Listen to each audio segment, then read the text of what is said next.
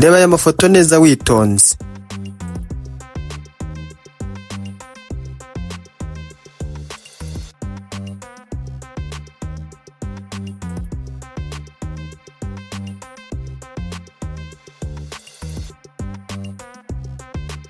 Ntiwavuga ibihugu ngo yirengagize ababiyobora aho bakorera ni ahantu h'agaciro cyane. Niyo mpamvu rero nanjye nagutegure inzu 5 z'abaperezida bo muri East Africa nziza kurusha izindi, nkaba nagendeye ku gaciro kazo, imiterere yazo, igihe zimaze ndetse n'aho ziherereye. Niba uri mushya hano kanda subscribe kugira ngo utacikwa n'ibindi biganiro tubagezaho. Nguhaye ikaze.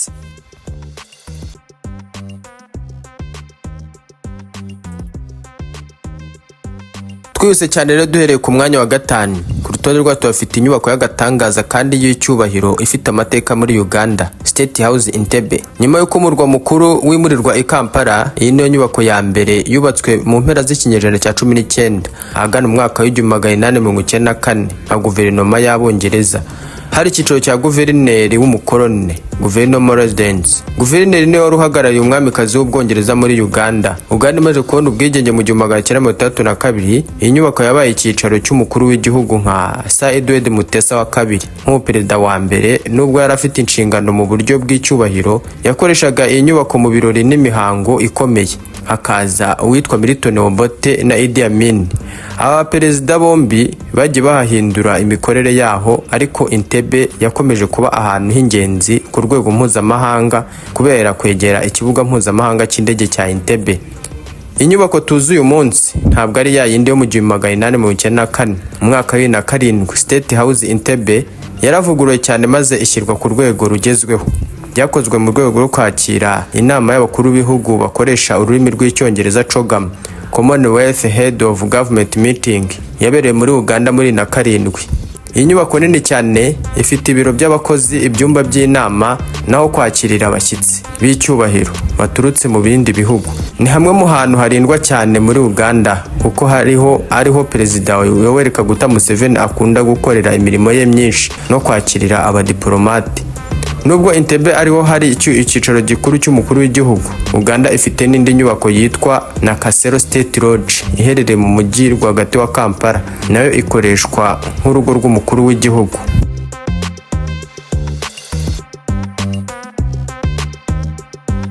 Ku mwanya wa 4 tuhafite inzu y'amateka kandi y'agatangaza muri Tanzania, akaba ari inzu y'umukuru w'igihugu cya Tanzania, Ikulu State House. Iherereye mu mujyi wa Dar es Salaam ku nkombe z'inyanja y'Ubuhinde, Ocean Road Mugongoni. Iyi ni inyubako ya mbere yubatswe n'Abadage mu mpera z'ikinyejana cya 19 ahagana mu mwaka w'1894, ariko yaje kwangizwa cyane n'amabombe y'Abongereza mu ntambara ya mbere y'isi yose mu 1914. Abongereza baje kuyisana no kuyagura mu mwaka w'1922, ari nabwo yahawe isura igaragaza uyu munsi, ivanze n'ubwubatsi bwa Cyarabu ndetse n'ubwa Kizungu. Ijambo Ikulu mu rurimi rw'Igiswahili risobanura urugo rw'umwami cyangwa icyicaro gikuru cy'ubutegetsi. Ni naho umukuru w'igihugu ahurira n'abashyitsi b'imena, agashyira imikono ku masezerano, akakira indahiro z'abaminisitiri n'ibindi bikorwa bya leta. Nubwo ubu icyicaro gikuru cya leta kimuriwe mu mujyi wa Dodoma, muri Ikulu nshya Chamwino, Ikulu ya Dar es Salaam iracyakoreshwa cyane nk'ibiro by'umukuru w'igihugu iyo ari muri uwo mujyi w'ubucuruzi. Iyi nzu ntabwo ari inzu isanzwe, ahubwo ni ikimenyetso cy'ubwigenge n'ubumwe bwa Tanzania, uhuru na umoja. Ku mwanya wa 3 ku rutonde rwacu tuhafite inzu y'agatangaza kandi y'amateka hano mu Rwanda, Village Urugwiro. Ni inyubako y'amateka kuko abagera kuri 50% by'abanyarwanda bariho uyu munsi bavutse iriho, iganje Kacyiru mu karere ka Gasabo mu mujyi wa Kigali, aho imaze imyaka 52. Yubatswe mu mwaka w'1975 n'umuryango wahuzaga ibihugu bya Afurika cyane cyane ibyakolonijwe n'Ubufaransa n'ibikoresha Igifaransa, Organisation Community Africaine at Morugashi, OCAM.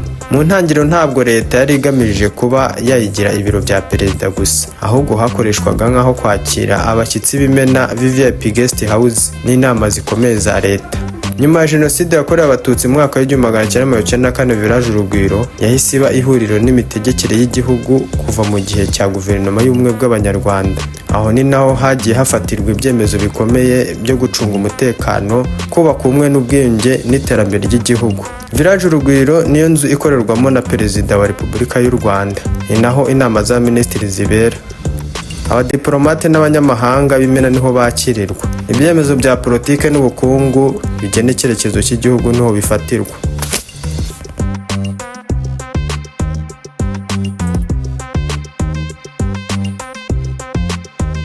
Ku mwanya wa kabiri ku rutonde rwacu tuhafite inzu y'agatangaza kandi y'amateka mu gihugu cy'u Burundi, Ntare Rushatsi House, akaba ari ibiro bya Perezida wa Repubulika y'u Burundi. Inzu ya Ntare Rushatsi House izwi kandi nka Palace de la Présidence de Gasenyi, ni imwe mu nyubako z'ubwiza n'amateka akomeye mu gihugu cy'u Burundi. Iyi nyubako ikoreramo ibiro by'umukuru w'igihugu Perezidansi. Iyi nyubako ntabwo ari iya kera cyane nk'uko izina ryayo rimeze, ahubwo ni inyubako yubatswe mu buryo bugezweho. Inyubako yubatswe ku nkunga y'igihugu cy'Ubushinwa, ikimenyetso cy'ubucuti n'ubufatanye hagati y'ibihugu byombi. Yatangiye kubakwa mu mwaka wa 2015 yuzura mu mwaka wa 2019. Yatashye ku mugaragaro ku itariki 27/2019 ku bwa nyakwigendera Pierre Nkurunziza, ari nawe wafashe umwanzuro wo kuyubaka kugira ngo igihugu kigire inyubako y'ibiro bya perezida igezweho. Ntare Rushatsi House iherereye mu mujyi wa Bujumbura mu gace ka Gasenyi mu majyaruguru y'umujyi. Irimo ibice bitandukanye, ibiro by'umukuru w'igihugu ari naho perezida akorera akazi ke ka buri munsi. Ibyumba by'inama harimo ibyumba binini byakira inama y'abaminisitiri n'iz'abashyitsi b'imena abadiplomate. Ubusitani yubatswe mu buryo buvanga ubuhanga bwa kijyambere n'ibimenyetso by'umuco w'u Burundi. Ifite ubusitani bugari n'uburinzi bukaze. Mbere y'uko iyi nzu yubakwa, Perezidansi y'u Burundi yakoreraga mu nyubako zitandukanye kandi zishaje. Uyu munsi Ntare Rushatsi House ifatwa nk'ikimenyetso cy'ubwigenge n'icyubahiro cy'ubutegetsi bwa Repubulika y'u Burundi. Ni naho hakirirwa abaperezida b'amahanga.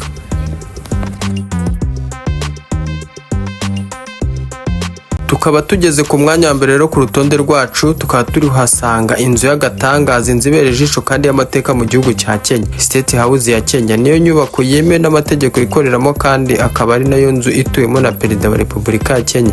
Iherereye ku murwa mukuru Nairobi. Dore bimwe mu bintu by'ingenzi nakubwira kuri iyi nyubako. Iyi nyubako iherereye i Nairobi, yubatswe mu mwaka w'1907. Yubatswe nk'ibiro by'ubutegetsi bw'abakoloni b'Abongereza n'urugo rwa guverineri wa Kenya. Icyo gihe yitwaga British East Africa. Yateguwe n'umwubatsi w'umuhanga ndetse w'umwongereza witwaga Sir Herbert Baker. Uyu nawe wubatse inyubako zikomeye cyane mu mujyi wa Delhi, aho ni mu Buhinde, ndetse yubaka n'izindi zikomeye cyane muri Afurika y'Epfo. Mu gihe cy'ubukoloni yitwaga Government House. Icyakora ubwo Kenya yabonaga ubwigenge ku itariki 12 Ukuboza mu 1963, yahinduriwe izina yitwa State House.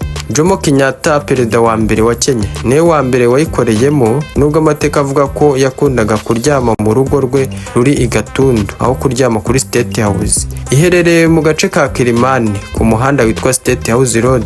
Ifite ubuso bunini cyane hafi ya hegitari 74, burimo ubusitani bwiza, ibiro by'abakozi ba perezida n'inyubako z'uburinzi.